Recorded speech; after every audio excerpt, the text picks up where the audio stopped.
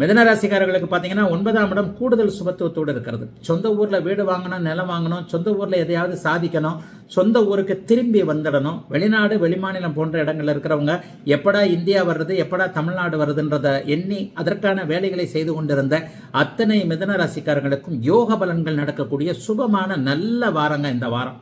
ராசிநாதன் ராசியை பார்க்கிறார். யோகாதிபதிகள் இருவர் இணைந்து, அதாவது 5, 9 கூடியவர்கள் 5, 9ஆம் இடங்களிலேயே இணைஞ்சிருக்கின்ற நல்ல வாரம் இந்த வாரம். என்ன, சேமிக்கத்தான் முடியாது, செலவுகள் அதிகமாக இருக்கும். ஆனாலும் சுப செலவுகள் அதிகமாக இருக்கும்.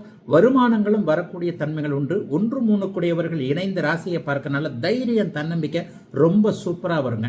இந்த மாதத்திலே, இந்த வாரத்திலேயே பார்த்தீங்கன்னா 10ஆம் இடம், 11ஆம் இடம், 12ஆம் இடம் ஆகிய 3 இடங்களில் தான் சந்திரன் வரார். இந்த 3 இடங்களுமே உங்களுக்கு நல்ல இடம்.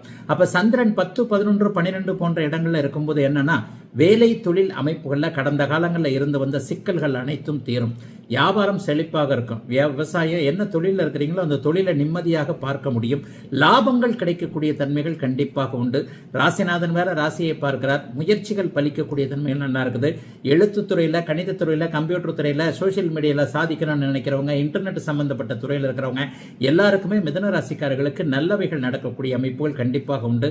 கடந்த காலத்தில் அஷ்டமச்சனியில் பாதிக்கப்பட்டதை போல இனி வரும் காலங்களில் ஒரு 10 வருட காலத்திற்கு, ஜென்மச்சனி வர்ற வரைக்கும் தான் இனிமேல் பிரச்சனைகள் இல்லாமல் இருக்கும். அதனால ஒரு 10 வருட காலங்கள் மிதுன ராசிக்காரர்கள் சாதிப்பதற்கு, சோதனைகள்ல இல்லாமல் இருப்பதற்கு ஏற்ற மாதிரியான அத்தனை நிகழ்வுகளும் இந்த வாரத்தில் நடக்கக்கூடிய தன்மைகள் கண்டிப்பாக உண்டுங்க.